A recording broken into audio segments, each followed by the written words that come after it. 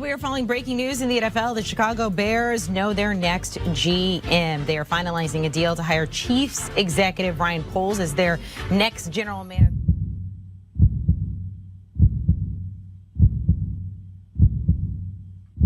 Love the hire if he brings an offensive coordinator with him that's very good. And that's the million-dollar question for me, Molly. Like, head coach, that matters. Obviously, I would have gone more offensive as a head coach just because the development of Justin Fields.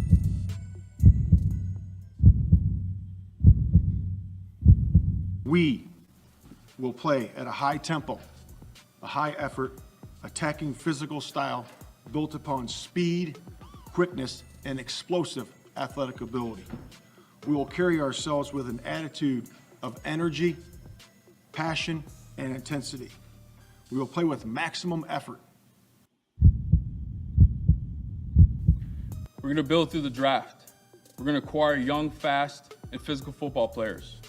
We're going to be selective in free agency, and we're going to connect evaluation with valuation. We're going to have a relentless approach to fix our weakness. We're going to maintain great self-awareness of who we are. We're going to solve problems with open communication and candor. And we're going to consistently put players in position to succeed. And the last thing, the most important piece, is we're going to take the North and never give it back.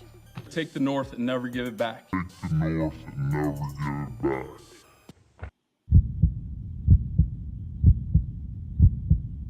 But it is official. There was a purchase agreement signed between the Bears organization and the Village of Arlington Heights. They released a statement earlier this morning saying, quote, "We are excited to have executed a purchase and sale agreement for the Arlington property. Finalizing the PSA was the critical next step in continuing our exploration of the property and its potential."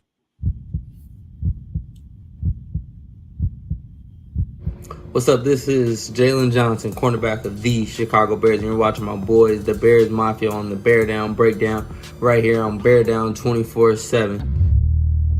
Mafia. Beardown.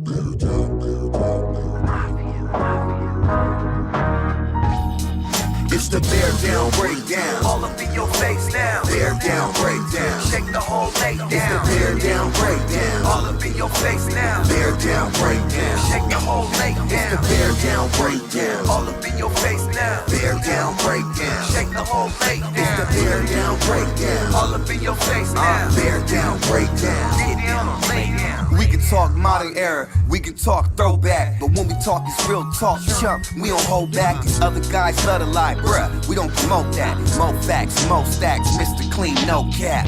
Switch the whole game on them like a trick play. Competition going missing, no sick day. It's Big Bears bearing down in a big way, shaking the lake for the monsters of the Midway. It's the Beardown Breakdown. All up in your face now. Beardown Breakdown. Shake the whole lake down. It's the Beardown Breakdown. All up in your face now. Beardown Breakdown. Shake the whole lake down. It's the Beardown Breakdown. All up in your face now. Beardown Breakdown. Shake the whole lake down. It's the Beardown Breakdown. All up in your face now. Beardown Breakdown. Get down or lay down.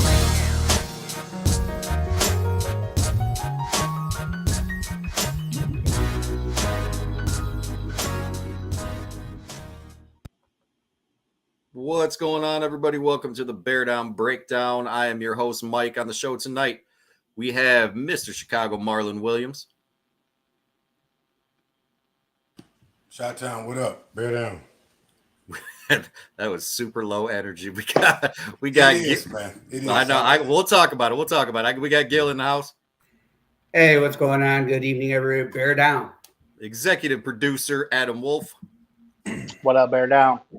And some other guy that we ain't talking to because his name is the White Sox are an embarrassment to Chicago, so he can go fuck himself. It's true. I like to congrats the White Sox for a playoff run. Oh yeah, we're not going to talk about that. We ain't talking White Sox right now, and we just got Mr. Beardown Bravo himself, John McNabb, in the building. What's going on, John? You got to unmute, young man.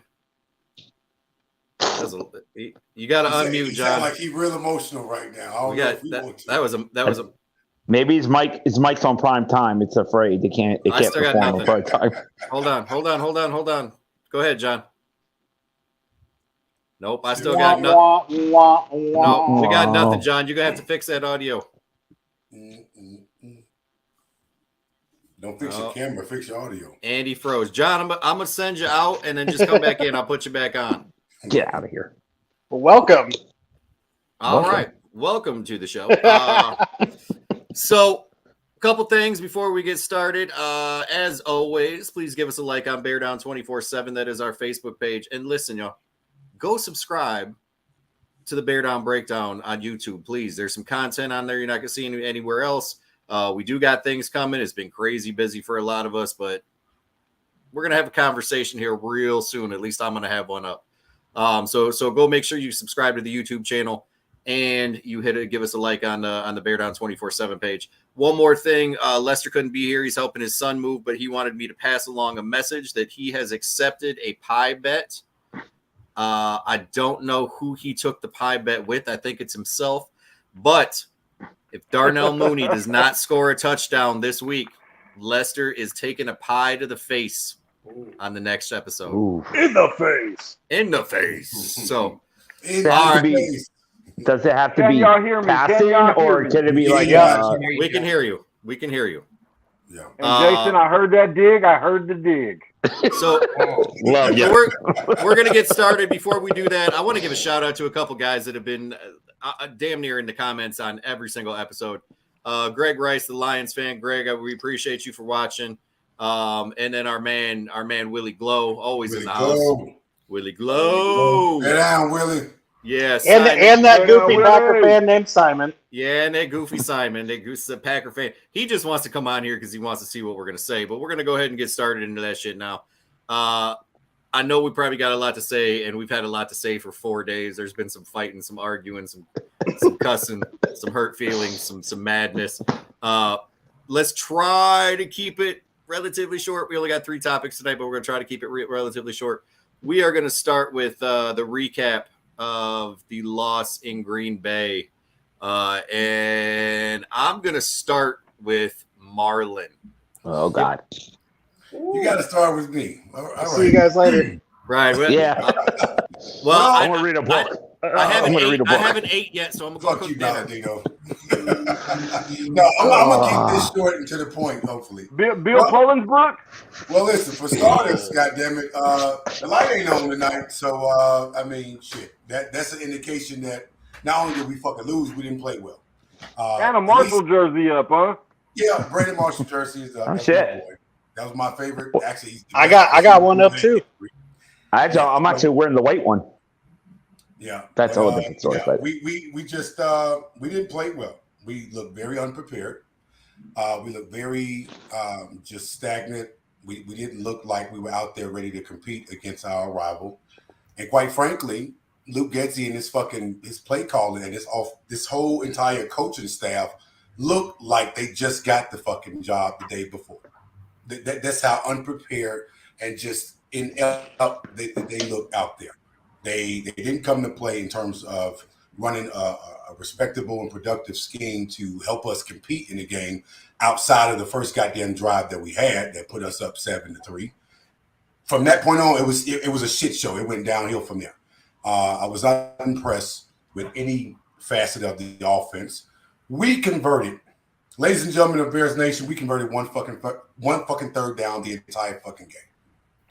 And the fact that we ran the ball effectively, but went away from the run in key moments and times of the games, really fucking put us in desperate situations where we had to throw the ball, ironically throwing the fucking ball 11 goddamn times, which equated to almost nothing, right? So anybody who knows football knows that you throw the ball 11 times, more than likely you're not going to fucking win the game.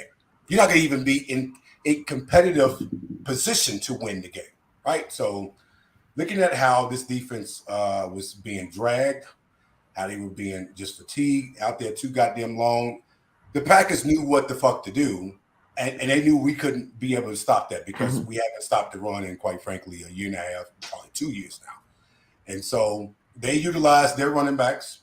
One of their running backs is very elusive, quick, and he can cut through holes, and it was just hard for us to take him down our first contact. The second guy who wasn't as productive as the first one was just too goddamn big to take down. He was a whole fucking load to take down. At 6'2", 250, A.J. Dillon it's not some fucking body you want to try to tackle by your goddamn self. He's just not. And the fact is, Rodgers' punk ass knew where the fuck to throw the ball. He was picking on our goddamn rookie corner, and hopefully this corner took this as a lesson learned, and hopefully he's going to be able to build upon what he's learned from this goddamn game. And quite frankly, all facets of the goddamn team did not play well. Offense, defense, special teams, coaching, everybody looked like shit. And the fact that it was against them, I'm more upset at how we lost than the fact that we lost to them. And so hopefully what Flu said in the press conference is going to clean up a lot of this shit that we did wrong. And the very few things that we did right in terms of the running game, he'll go back to, because that fucking fourth and inches touchdown, which was a touchdown, it was still a stupid ass play to go for, fucking in shotgun, being 5 yards behind when you could have just quarterback snuck it in or gave it to the guy to the fullback or something. But that's neither here nor there. The point is we didn't play well in a multitude of ways, and it fucking definitely showed. Okay, Gil, what was your takes from the loss there? Offensively, I think the only bright spots I think were honestly just our running game a little bit. The offensive line seemed to gel. Other than that, I mean, the miscommunication with the play calling, with Fields' awareness, I think that's got to change. Definitely. Defensive side, I would say Jalen Johnson and a little bit of Eddie Jackson, bright spots. Other than that, the defense was just a complete mess. I think just as an overall team, I think we were so much on a high of winning off San Francisco. We just mentally weren't prepared for that game. I think just we slept too much. So, I mean, those are my thoughts on the game. All right. Let's go over to Mr. McNabb. Well, I think we all pretty much thought we'd lose this game. In the bottom of our hearts. I know I said last week that we'd win, but that was after my spill of how we would lose. I went a little homer. I get whatever, but my early prediction was yes, we're going to lose this game. And I said all along we'll split it and we'll win the one in Chicago. Now, with that said, this game here, it was a growing episode. I think that Luke Getsy got outclassed. I think that we had a plan going in, and the Packers knew exactly what we were going to do with it.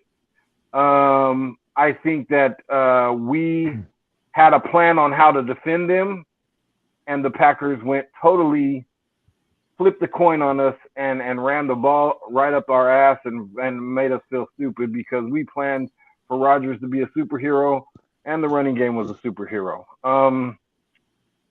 I don't put any stock in this game as far as what's going to come in the future of the season. I know a lot of people's down on our run defense and down on this and down on that. I get it, 100%. I get it. This was a growing pain game. We come out of a monsoon shitstorm and barely win, and I don't think anybody was bragging on that win. We were happy.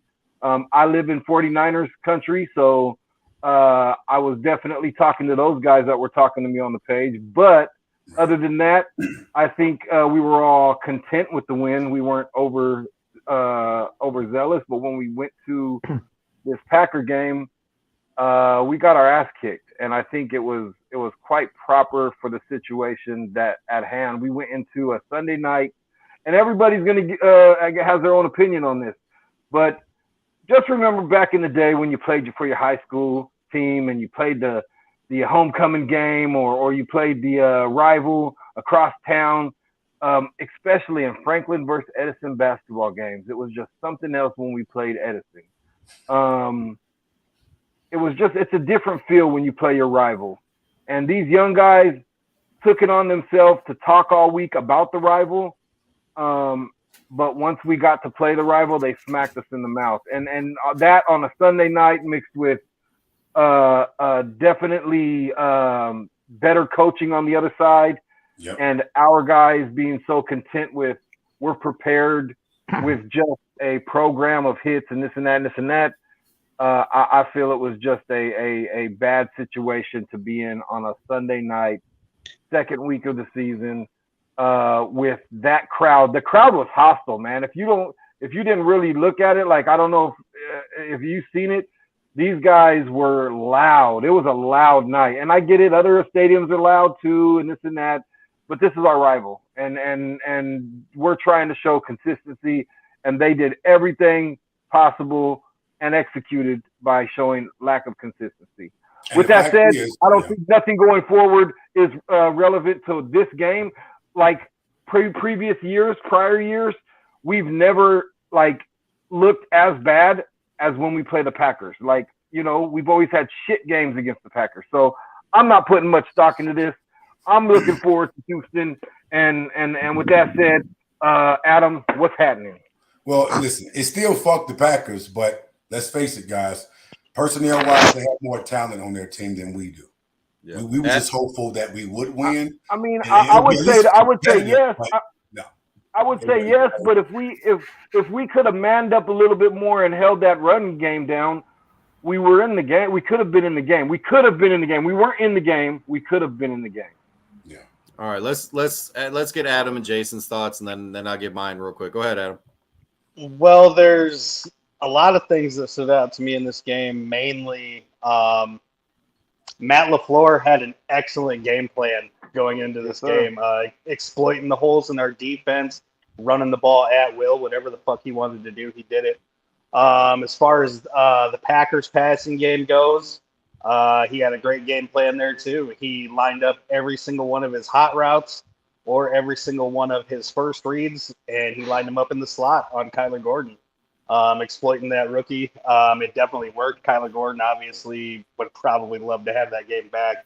And I think next time that he faces them, we'll probably see something a little bit different. But, yeah, other than that, offensively, there's not really much you can talk good about. I think Simon just said it here a minute ago perfectly. We couldn't figure out a way to get out of our holes when we were behind the chains, except for in the second half when you got like a 2nd and 20 with David Montgomery, and he runs it for 28 yards at a first down. We run that entire length of the field, and then we get down to the goal line, and then we decide 3rd and 4th down. 3rd down, we're going to do whatever. But 4th down, we go away from Khalil Herbert or David Montgomery, who pounded the ball the entire length of the field to get to where they were.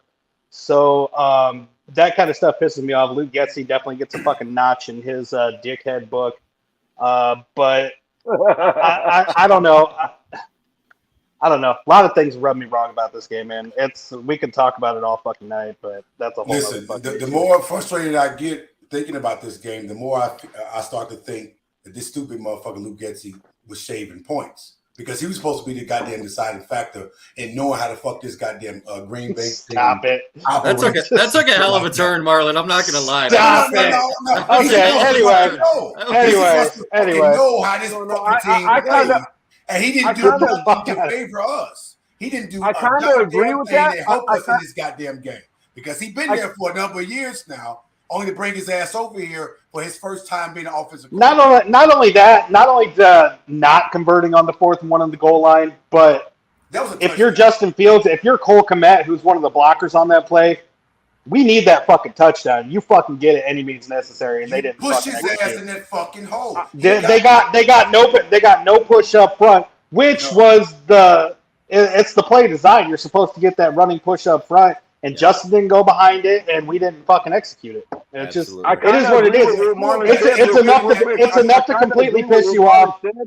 That's the only thing that pisses you off about. That's the only thing that pisses us off about the play call is that it didn't work. If the play worked, we're not bitching about it right now, but it did not work. No shotgun play, but he did get the goddamn touchdown. But the goddamn fullback should have been in there to push his ass in there, make sure his ass fully got up in there. Rather than it should have been 100% a play to David Montgomery. If not, David Montgomery should still be in the backfield as that threat, even if we're gonna fucking pass the ball. I think yeah, it that's was. true. wasn't But it? I agree with Marlon with what Marlon said to a point. I just think that they totally flipped it on us. They knew Luke Getsy was going to know some things about this offense and have a good game plan, but then they totally flipped it to where he didn't know what the He fuck looked was like going he knew on. shit. He looked like he knew nothing. That's why they flipped it on them. They ran the fucking ball up our throat. I'm gonna touch on that when it gets to be my turn, but I want to get Jason in here real quick. Jason, what was your thought? It's not even about the game. It's about the NFL. As a Bear fan, can you please stop putting us on prime time versus Green Bay? Because I'm sick of getting embarrassed on national TV every fucking year. Right. Please, NFL, put us against the Lions. At least a fighting chance, okay? That's all I'm asking. That's thing one. Ain't a primetime game, though, but whatever. Well, whatever. The Lions could use a primetime game. Anyways. They really could. They really could. Anyways, all seriousness, I just think it was a shit show from players not executing to the play calling to just everything. Special teams. The next person that brings the fucking ball out of the end zone, I'm gonna punch him in the dick. Particularly when you couldn't move the ball. How many times did they bring the ball out and we were probably didn't even get it to the 20-yard line? That's what happened in the second series. And then ironically, when everyone's bitching about passing, if you really looked at what happened in the second series, what did we do? Shotgun, get sacked, did a screenplay, and I think he threw it to David on the flat, if I remember right. So Getsy, as much as we bitched about it, going to watching some all 22s, there were guys open and that's an excuse of what for the rest of this night. But like I said, I think that's a combination of players not executing and the coaching not coaching. On the defensive side, you could say the offense, didn't do their job, and that's why the defense was tired. But you know what? It doesn't excuse the first three drives when Rodgers was going up and down the field willingly. So that really doesn't excuse it. You just gotta. It's not. I think Marlon said it best. It's not that we lost that I'm like kind of pissed about. It's how bad they looked, which it shouldn't be because I thought we were going to be a 6-win team. So reality, But that's how I am. And NFL, please stop putting us on primetime versus the Packers. Thank you. I thought primetime don't matter though. Oh Jesus! Don't get this started. Well, don't get this shit started. Not it right doesn't now. matter. It doesn't matter, John. It doesn't matter, John. Hey, let me just point out that this panel is making great progress because we just got through all of us after a loss, and not one of you mentioned the offensive line. Well, we didn't get all the way through the panel, Adam. Shut your fucking face, Mike. You knock it off. You weren't going to do it. Tell me all day it's not about primetime games. You give me a dig. The first thing I come in, you give me a dig, and then now you're talking primetime games. Well, no, wait, John. I said give us primetime games, just not against the Packers because we're getting embarrassed by them. So why do I want to keep watching and embarrass? We want primetime games against the Commanders, and we got it. Yes, I want the Kitty Cats. I want it versus the Vikings. I just want a competitive game. I just want to keep. Let's face facts. Aaron Rodgers is 30-0 against us, or 30-2, wherever the fuck it is. He lost five times per his career. Right. So I mean, I guess all those 31s are against primetime games. I'll retract my statement real quick. Go ahead, Mike. Go ahead, Mike. Real quick. All day I've been talking about the primetime game, and that's exactly what I was saying. Against our rival, I don't like it. Go ahead. Okay, so I'm gonna get through this because the next topic is probably going to be more highly contested than this one. Number one, I want to start by saying this: we lost to a much better team. Okay, I don't think there's anybody on this panel that can sit here and say that we are even close to where Green Bay is. We're just not. Right. The things that were frustrating for me were a couple different things. Number one, the run defense, which we knew wasn't going to be good, but goddamn, we can't give up 200 yards a game. We just can't. You're not going to win football games giving up 180, 200 yards a game. It's just not happening. It's not. You're right. That's too much. That's too much control. That's too much clock control. It's just too much. Number two, I know the kid's a rookie, but goddamn, if they didn't look at Kyler Gordon and say, we are throwing the ball to you every single time. If Rodgers would have thrown that ball 40 times, 35 of them were going to Kyler Gordon. He was throwing for 450. He ain't throwing not one time to Jalen. No, he well, throw one time to Jalen. That's why Jalen Johnson's my player of the game for the second week in a row because he hasn't been targeted yet. There you go. There you go. The other thing that I found, dare him though. The other thing that I found very frustrating. There was actually two more things, but the fourth one is going to lead into our next topic. The other thing that I found very, very frustrating.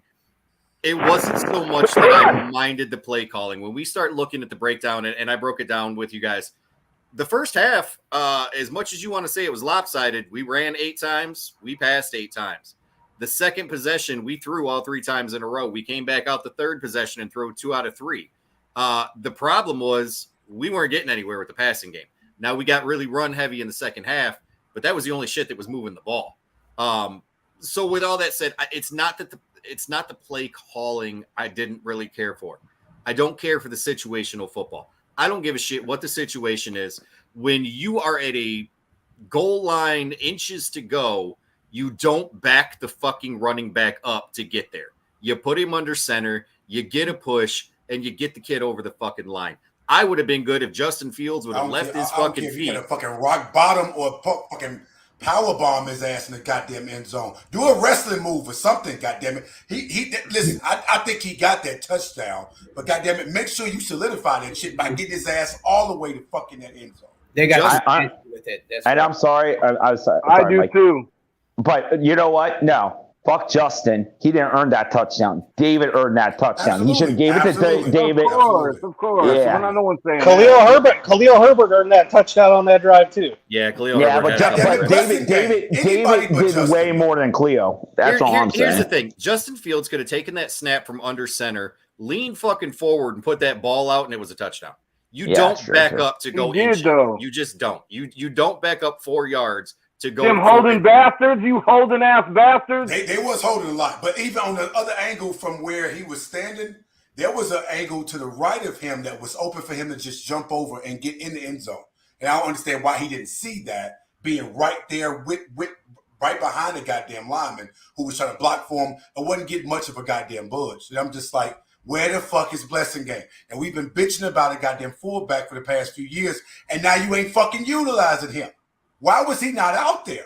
To me, it was a showboating play instead of just get the basic play and score the touchdown. I'd agree to that. So the fourth thing that irritated me actually leads us into our next topic. And I know this is highly contested because we've contested it. I don't want to spend a ton of time on it, but I think it's important that we talk about it in front of the people. Justin Fields, in my opinion, did not play well. Just didn't.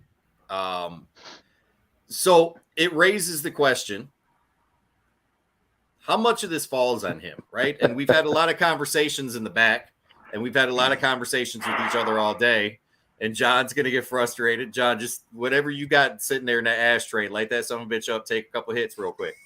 There it is. There you go. Big puffs, brother. Big puffs. Listen, I posted some stats and we had some screenshots and there were plays that were missed and we can debate and discuss. For those of the people that don't know, because we all know, right now, Justin Fields is leading the NFL in pocket time, has the most. The wide receivers are 4th in separation. Well, I'm going to get to that running thing in a minute, John, because I'm going to disprove that. The wide receivers are 4th in separation.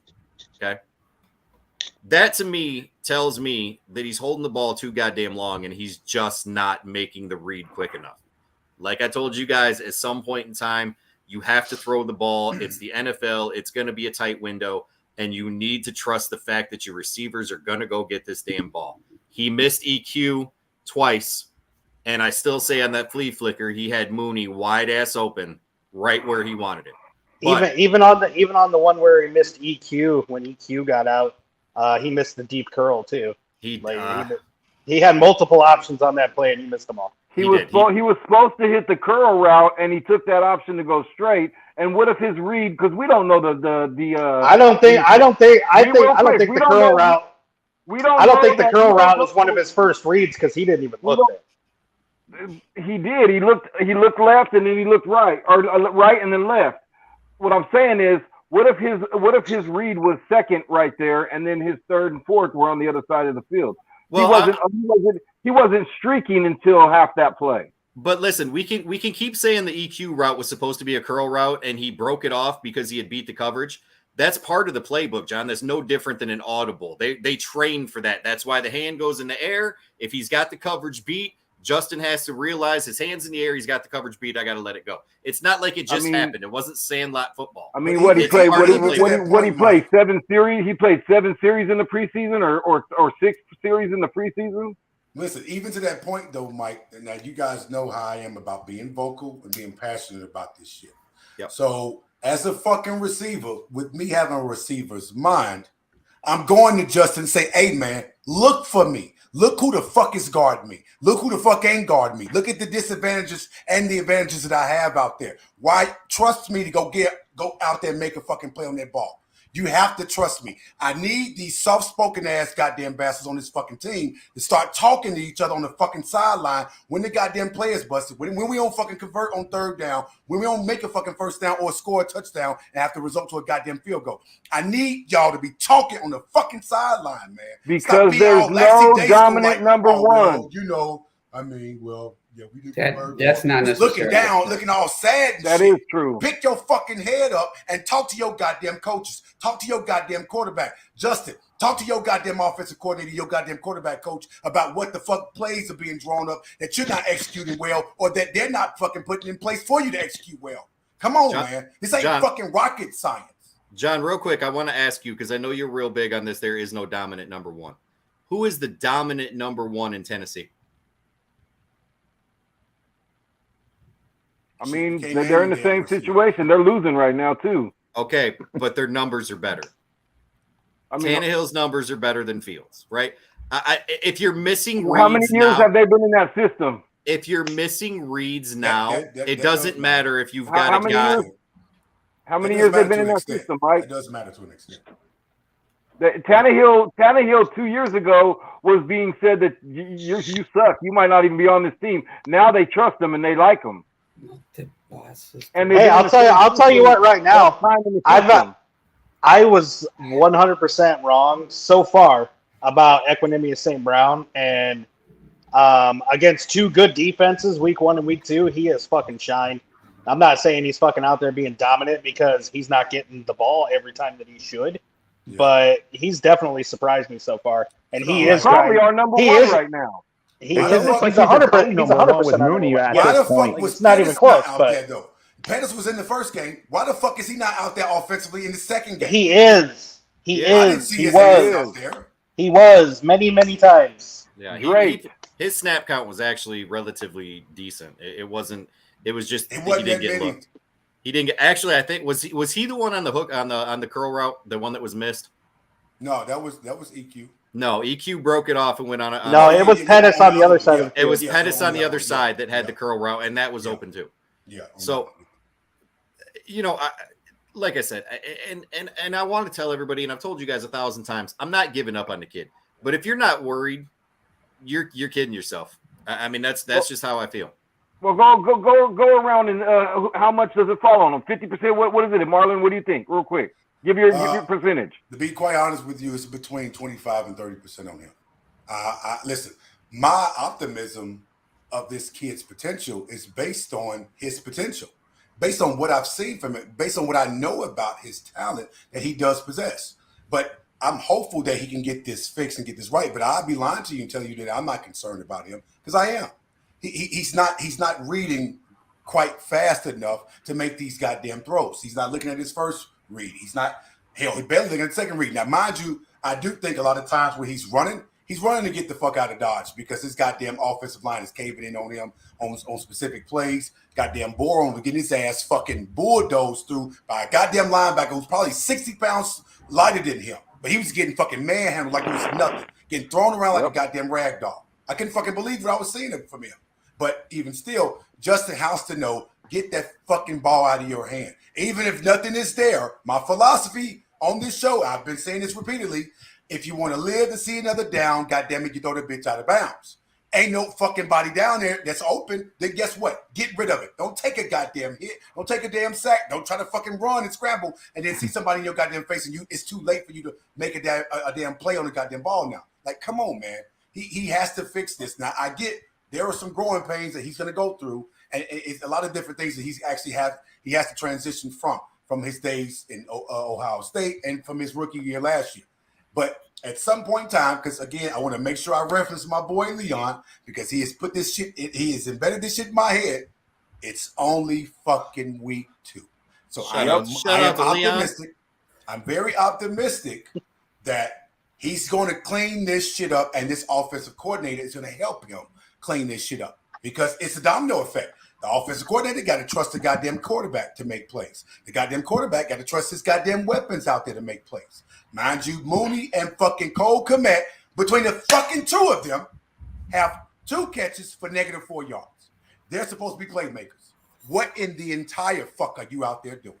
They got to get the ball. They got to get the ball to be a playmaker. They do. They do. And he has to be over there holding himself accountable on the sideline saying, my bad on that last one. I should have saw you open right there. Or I should have fucking forced you or trusted you enough to make a play on that. Confidence and trust are 2 stats that don't show up on the goddamn stat sheet. You got to fucking have both of those. If you don't have trust and confidence in yourself and your goddamn teammates, how the fuck is any of these goddamn plays going to be executable? It's not going to be. Hey, before I move to Gil, I want to answer 2 questions that were in the comment section. Simon wanted to know how much blame we put on the new staff. Brutal honesty, and I'll just speak for everybody because we talk all day, every day. We put a lot of blame on the staff, but I can tell you that I have never, in my recent memory at least, ever seen a new offensive coordinator come in and a quarterback only threw for 70 yards. I can honestly tell you I've never seen that. We've seen a lot of bad shit with this team. We keep seeing now we're seeing new bad shit with them. It's like, can we stop seeing bad shit from this team some damn time? God damn, man. And then the other comment I want to touch on real quick before we go to Gil, David Gray. What's up, David Gray? We told David Gray he could be on. We got to get through this segment first. Are we going to talk about 58? We talked about 58 all day, and come to find out, there's a lot of conflicting, opinions, and yeah, he had 11 tackles, but a lot of those were way downfield. He did kind of get bullied, but he is on the injury report with a hip injury. Don't know when that happened. Don't know if that was part of it. We'll find out. New scheme, new system, and to be brutally honest, there ain't a single person on this panel that is happy that he missed camp because that hurt.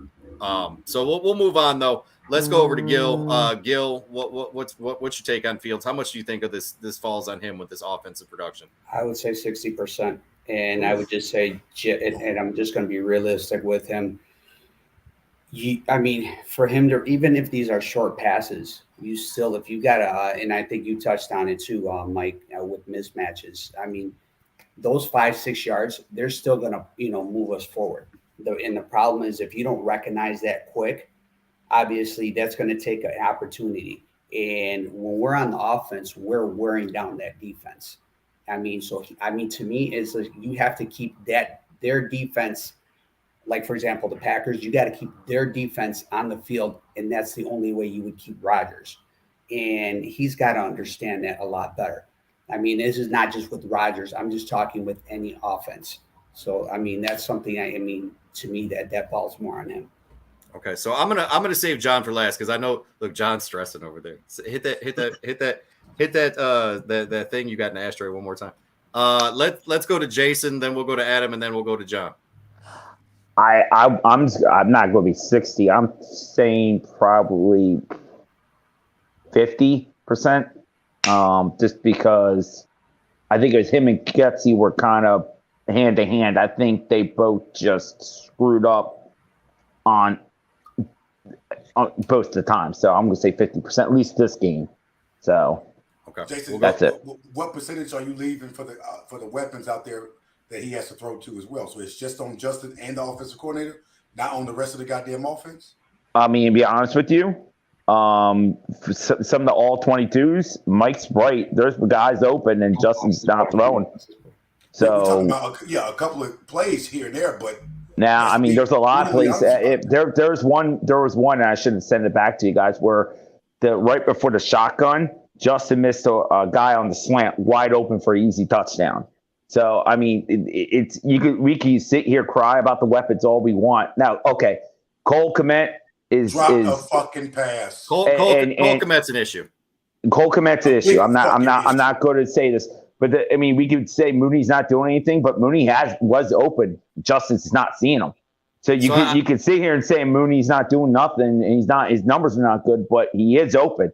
But Justin's just not getting the ball. We threw a screen pass to Mooney with no fucking blocking help on that side for him to fucking make a play on the goddamn ball. We also threw it at his feet. He didn't even have a chance to do anything with that ball. Well, I'll be honest with you, Mike. Even if he caught it, I don't think he would have gone very far. He probably wouldn't have. But I want to touch on over there. Before I get to Adam, and this is going to be quick, I want to touch on the weapons thing. When I said earlier when we started this that they're fourth right now in separation, they are averaging 3.93 yards of separation on average per route. That's beyond an NFL window. So Adam, toss me the fucking rock. There it is. If we're talking about strictly the Green Bay game, 75% falls on Justin Fields during this game. He's not doing his pre-snap reads correctly. He's not recognizing certain defenses. You can clearly see it on tape. He's not quickly reading the field post-snap. He's not getting through his entire progressions. He's getting through 2, maybe 3 at the most. But a lot of this falls on him because players are getting open. He's just not giving them the fucking ball. He has time and he has open receivers. You do the fucking math. Yeah. So I highly before, and John, you're coming right now. Dude, my daughter just peed in the toilet for the first time. Yes. Right. Yeah, there it is. That's the best thing that's happened in the Beardown breakdown all week. Sorry, guys. I'm a little hyped right now. You're good, brother. You're good. Real quick before I get no more John, diapers. Oh man, that shit's expensive too. Before I get to John, I just want to touch on something that Adam said. It's really easy to watch a game on TV and say, well, the receivers weren't open. But the fact of the matter is 99.9% of the time, you can't see the receiver routes because the screen don't go that wide. If you have access to that all 22 film, I highly, highly suggest you go and watch it because it is going to show you a hell of a lot more than rewatching that on TV and regular broadcast. So now, without further ado, let me put him up on the big screen. Drum roll, please. Yeah, here we go. John McNabb. So, I mean, you're gonna be kind of shocked at what I say, I guess. Number one, I think he's almost training to be the Steph Curry of the NFL. This guy will go behind the damn pocket and run out there and then try to, check it. So that's number one. You got to fix that. Like, you got to trust the pocket at least a little bit. You got to get in that pocket. There's times more often than enough that he's not trusting the pocket. Whether that's an issue with the line or just mentally he don't want to get sacked, he's taking a lot of hits, or if that's just his way of making something happen, it don't have to happen every play. I get that you're an elusive guy. You want to be a pocket guy, you say it. You want to be a passer, you say it. Your legs work, we know it. But we need you to make more conscious decisions. Your fundamentals look a lot better. A lot better. Your throws look a lot better. I haven't since last year we talked about floaters. I haven't talked about floaters once this year or even in camp. I haven't seen no floaters, and to be honest, he's throwing on a dime right now. He's really talented. Get your ass in the pocket sometimes. You got to trust that pocket. When you're a surfer, you can't stand where you want to stand until you're comfortable. You know what I mean? You got to stand right on the middle of that board and surf that motherfucker out. You know what I mean? How much is it his fault, John? So with that said, I'm going 50% his fault only because, and I think it's 20% scheme and then I'll save 30% the playmakers. Look at Listen, John out here you doing math. you can't get open. You can't get open for like after he's on the run in certain cases and say I was open. I get it. He's running all the way to one side of the field sometimes, and some guys are open. But is he through his reads? Is he even looking your way because he's already doing something else? Did the line hold up? I'm just saying there's a lot that goes into it. All the first quarter of the Niner game, our guys were draped. They finally started getting open. In this game, there is footage of him having people open, but also he's already putting himself in situations.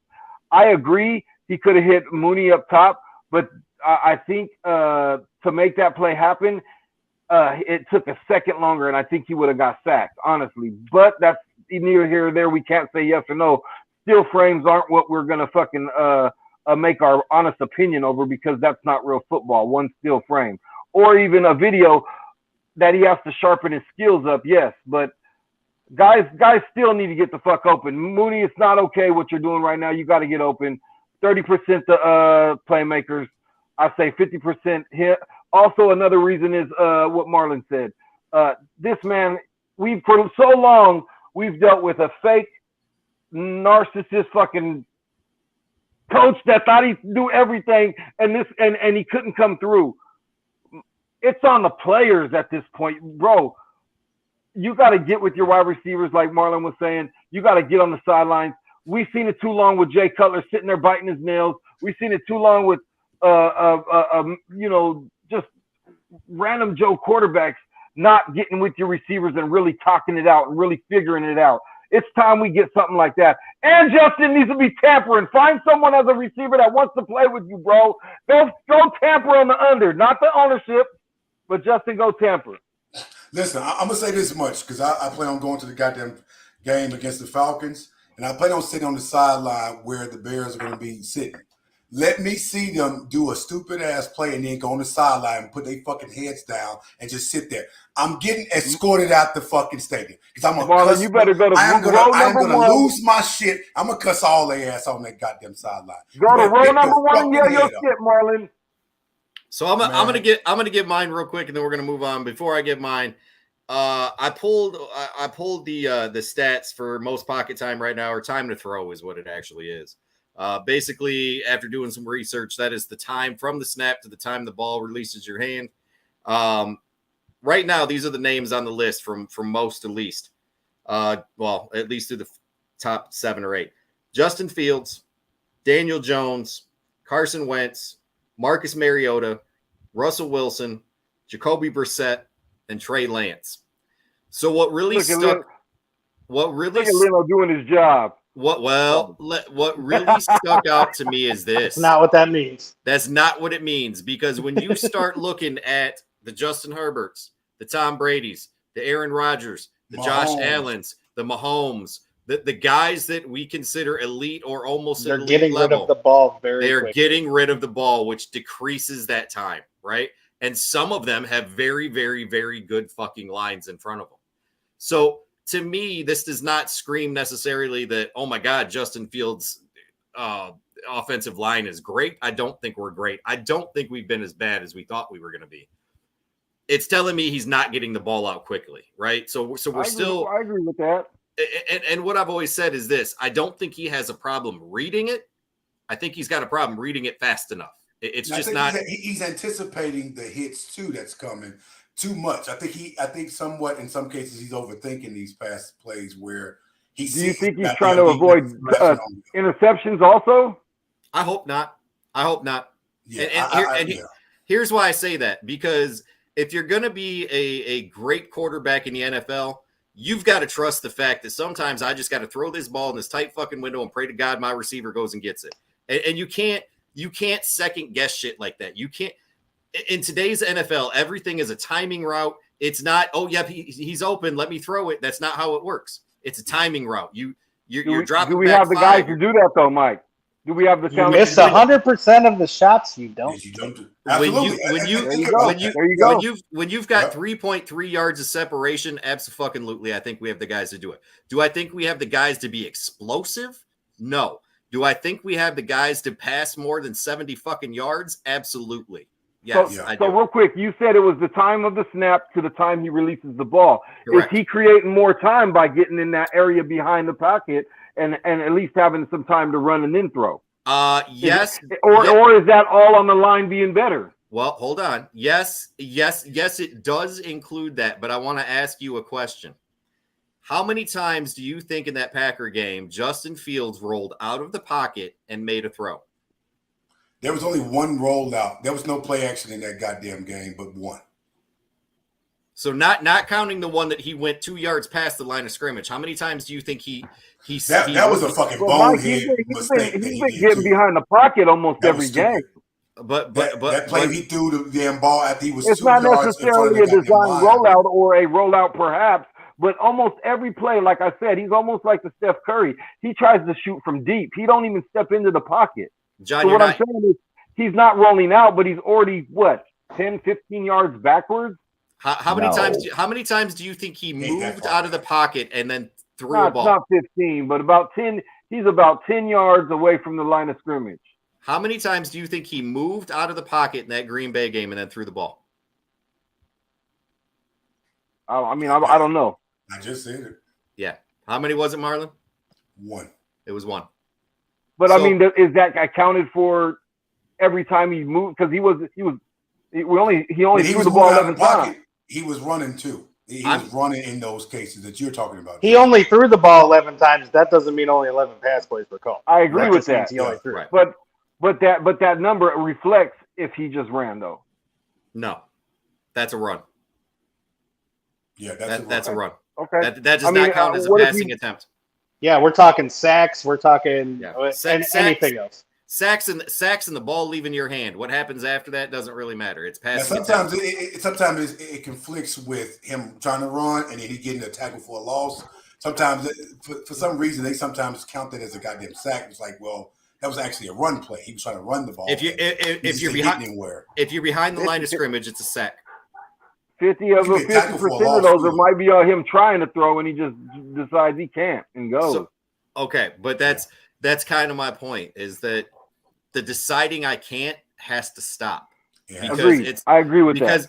Because at some point in time, if you're going to be a successful NFL quarterback, you are going to have to learn that I've got to trust the process, I got to trust my arm, and I got to trust these receivers to go get it.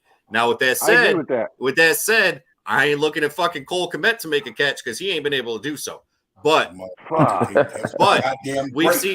we saw at least 3 plays that he had a guy open, at least 3, and didn't pull the trigger for whatever reason. Now, I'm not going to dog on Cole Kmet too bad because he has been blocking fairly well. He has blocked well. He has blocked. And that is 50% of his job, if not. I mean, shit, everybody's been fucking blocking. That's all the fuck they've been doing. But Adam, I get what you're saying, but he also can't be wide open. He can't be wide open, and the ball hits him in the chest and drops it. Like he has I completely agree. So that's why I think we're more frustrated. It's not the fact he's blocking. It's when he has the opportunities to actually catch the fucking thing, he just goes up. Now I'm good, and then drops the fucking ball. How the fuck we gonna trust you? Everybody knows the goddamn safety net is the goddamn tight end. When all else fails, they go to the goddamn tight end. How the fuck we gonna go to you? We can't trust you to catch the goddamn ball. That's okay. That's okay. Leatherwood's going to be our new tight end, and he's going to make it. He's coming. We're not going down this road. Hey, got a car full of them. Just another couple real quick Justin Fields stats because I looked some shit up today while me and Marlon were arguing. And listen, and I want to preface this by saying I hope the kid works. I really do. It's the best thing for the Chicago Bears. Absolutely. But I'm not sold on him being a good quarterback yet. Through 12 games, he's never thrown a 300-yard game. He's had two 200-yard games. He's had one game that he passed the ball more than 30 times and threw for $184. Those are not ugly stats. Those are not successful NFL stats. And listen, all of you out in Bears land that are going to cuss at me and write me, please send that shit to Marlon and he can deal with it. But I want to say this. I'm gonna cuss their ass out and give their ass all the damn stats that we've been arguing. I mean, That's why Even Cutler got hit 80 million times, but that motherfucker still had some numbers. He still had numbers. I just want to say this. It's okay to believe in your quarterback. It's okay to have faith in him. It is not okay to have blind faith and act like he is an elite quarterback or even close to a good quarterback at this point. Absolutely. He's not. And I said this to you guys, and then we're going to move on. If this is any other quarterback in the NFC North, any other quarterback, this entire panel and all of Bears Nation is jumping all over that motherfucker. I don't know. I don't know. We I definitely don't know. You know why? You know why I say that? He's very right about that, John. I agree to a point, but we've watched Mitch for so long, and this guy never had outstanding numbers, and people love him. Let me ask. Well, that's true. But let me ask you a question. But I mean, that's blind love, though. Listen, John, for years. Hey, John, just so you know, we can compare some of Mitch's worst games to multiple good games from Justin Fields. That's true. But I'm saying, put it that way. We won the Super Bowl with a quarterback that wasn't a world beater, and all the way through, that was a whole different time. That's a whole different era. Jesus Christ, we're not talking about this. When have we had one though? Hey, let me ask you, John. I'm just saying, we never had something to gloat about. That's why people are on him so hard. But that's no excuse for blindly loving him. Agreed. Where you're not holding him accountable. Yeah, exactly. I love the kid too. I've watched him play from high school highlights, college, and to now. I'm very hopeful and optimistic about him, but I'm not going to sit up here and tell you that I'm completely sold on him being our future franchise quarterback just yet, because I got to see more from him to convince me that. I want to talk more shit about him, but I can't right now. John, let me ask you a question. If Jared Goff goes out this week and throws for 70 yards, you getting in Melvin's ass? Facts. 100% fucking percent. Exactly. I'm on some new stuff, man. I'm kind of like, all right, man. We might, this and that. I got a new little approach. He cool now, Mike. Right. Look, he mellow now. I told him he had to hit that about 3-4 times. We go get him there. All right, real quick. It's called humble pie. Yeah, he's feeling real melancholy right now. Melancholy. Real quick, let's just go around, give our Texans score because we are just about out of time. So let's move on. Previewing the Texans game. Give me the score, Marlon. Who's the winner? What's the score? Bears win. We finally get a complete game, one of hopefully many. 24-13. Lovie comes home and surprisingly enough, don't get the win for his team. And it's still celebrated, but we're going to get this win because we're at home and it's time to start fixing the shit that we saw that was wrong. Okay. Gil. I'll go. I was going to say a blowout, but I'm not anymore. I'll say 27-17. Okay. John. Man, we need to start listen, all right? We need to start taking these down, right? And having a pie in the face bet every week. And on the panel, a motherfucker got to take a pie if you're wrong about your prediction. And then we'll count up, and then the winner at the end of the year gets something. Anyhow. That's going to be a lot of pies. That's a lot of goddamn pie. Listen, listen, John. I don't know if you've seen the price of fucking foods and desserts and shit in the goddamn grocery store. Hey, hold on. We don't get paid to predict shit. Mike doesn't pay us a damn thing to predict anything. Whoa! Why are you attacking me? You're the host. You're the host. The producers, the writers, the goddamn directors of this show, they might get paid some shit. We don't get paid a goddamn. Go ahead, John. I can tell you right now that the producers and the hosts make the same money you do. I promise you. Go ahead, John. Listen, Barbasol is only $150 at Walmart. You know what I mean? Go grab get a washcloth, and we can you're gonna have to suck. Listen, with that being said, I'm gonna put a pie in my face if Justin Fields don't get 3 touchdowns passing. Woof. Lester and John both eating pies. Right. Noted. Mark it down. 2 pie bets. 100%. No, 1 pie bet. No, it's 2 because Lester got 1 too. Okay. I believe Justin gets 3 touchdowns this game. I think we win. Is that 3 total or 3 passing? We're gonna put up a 30 burger this week. Is that 30. 3 total? Is that total or just passing, John? Is that 3 total? I don't know if we're capable of putting up 30 points. No, he's going to throw 2 passing touchdowns and he's going to run one in. Okay. Damn. I love it. Let's make this shit happen. What is it? 30? I'll say 31-17. Damn. All right. All right, Adam. Damn. Justin Fields bounces back and plays a much better game. But I still think that it's going to be all David Montgomery, obviously. Texans have one of the worst run defenses through week 2 as well, along with us. But I don't think there's any way Justin's going to score 3 touchdowns, but I think he might be involved in 1 or 2. But that's for a different conversation. I'm going to say Bears come back and win 26-20. Who are the Texans running back again? I forgot who they got because it's that rookie, isn't it? Yeah. I forgot. Pierce. John has him on fantasy. Pierce. I do. Pierce. You got him on your fantasy team, Jason? Yep. No, John has him on. Oh, John. On. John, Yeah. what's his numbers look like since you got him on Doesn't fantasy? help him win. He's on the bench chilling. Okay. He's gonna risk losing in fantasy just for his ass not to fucking. Hey, he's all right, but he's for bye week. Hey, I benched Green Bay's defense in my money league, and I shouldn't have. So, Yeah, I just want to give this away, and it's because you're my brother, and I love you, John. I'm gonna give you some free fantasy advice. The way our run defense is playing, you might want to start that motherfucker this week.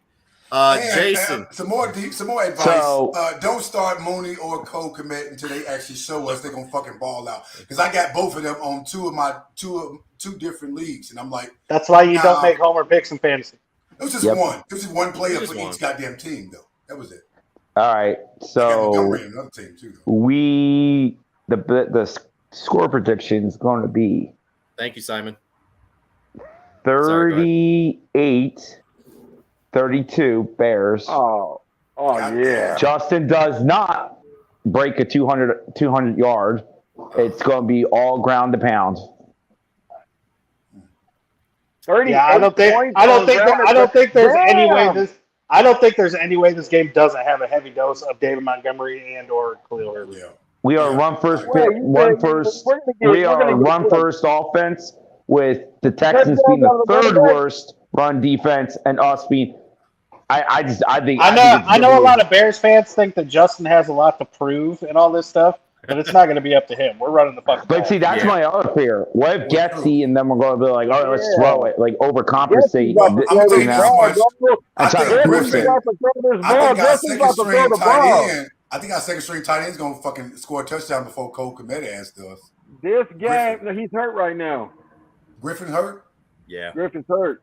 Oh, yeah. So I think they learned from their mistakes. He's one of the more hurt guys out of the group.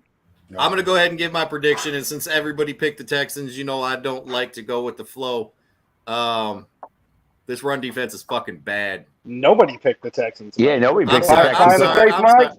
I'm sorry. Mike's going senile. Since everybody, man, I'm struggling. Here we go. Look at all this gray hair right here. This shit's ridiculous. Anyway, you're on the big one, bro. That thing's long, bro. Yeah.